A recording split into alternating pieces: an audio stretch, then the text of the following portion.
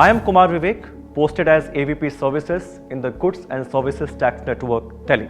You might be aware that the government has announced that effective from 1st April 2020, e-invoicing is going to be compulsory for certain categories of taxpayers. In today's video, I am going to talk about e-invoices. In this video, we are going to cover 4 important aspects of e-invoice. First, what exactly is e-invoice?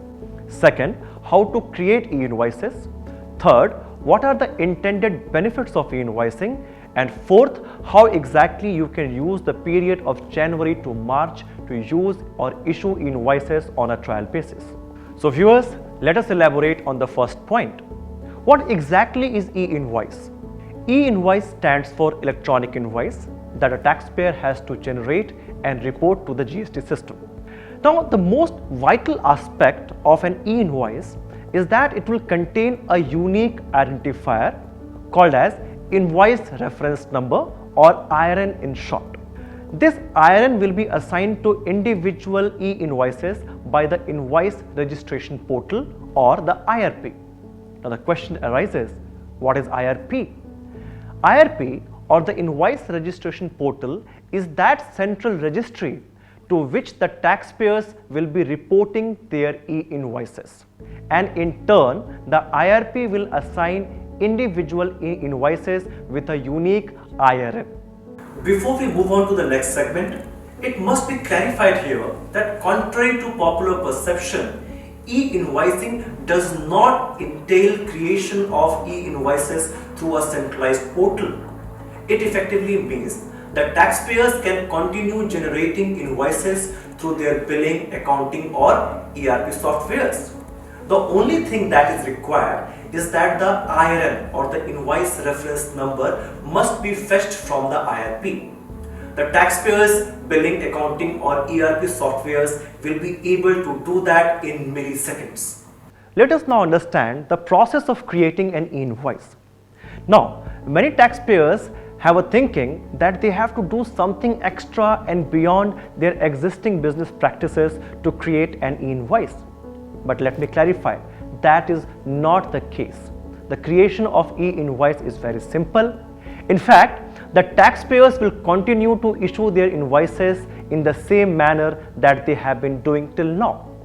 The only change that is required is from the billing, accounting and ERP software companies, which will make certain changes at their backend so that the softwares that you are using to create and issue invoices is able to push the invoices to the Invoice Registration Portal.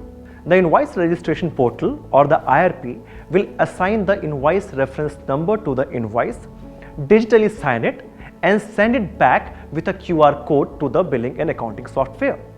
Now this QR code will contain the IRN and some other basic details like the supplier GSTN, the buyer GSTN, the description of goods and services being supplied, the taxable value that is mentioned in the invoice, etc. One point has to be noted, however, that the invoice number with respect to an e-invoice will be the same that the taxpayer has mentioned in the invoice, and not the invoice reference number.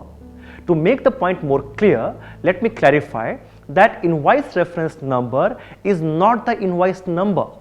The invoice number is the one that the taxpayer has mentioned while issuing the invoice. Dear viewers, let us now understand the benefits of e-invoices. In fact, there are many. Benefit number 1. With e-invoices, the entire country will have one uniform standard of invoices.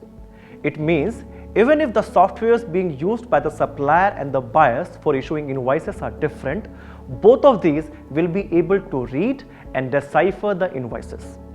Benefit number 2. E-invoices will reduce a lot of transcriptional errors and thereby the reconciliation efforts which happens because of manual entry of invoices. Benefit number 3. All the invoices being generated will get reported to the GST system automatically. Benefit number 4. Your GST returns, that is your ANX1, ANX2 and RET, will get auto-populated by the e-invoices. Benefit number 5. Even the e-way bills will get generated automatically by the e-invoices. Benefit number 6. The recipients would receive the e-invoices automatically either through mail or through a separate messaging platform. Benefit number 7, it will reduce a lot of compliance cost. Benefit number 8, it will save a lot of paper and the cost of couriers for sending the invoices physically to the recipients, and so on. Dear viewers, the trial for e-invoices for taxpayers having turnover of more than 500 crores is already underway. For those taxpayers who have an annual aggregate turnover of more than 100 crores, the trial will start in the month of February. For more details on e-invoices and trial, log on to www.gstn.org. So, what are you waiting for? Start the trial of e-invoices today and become a part of India's journey towards one nation, one tax and one invoice.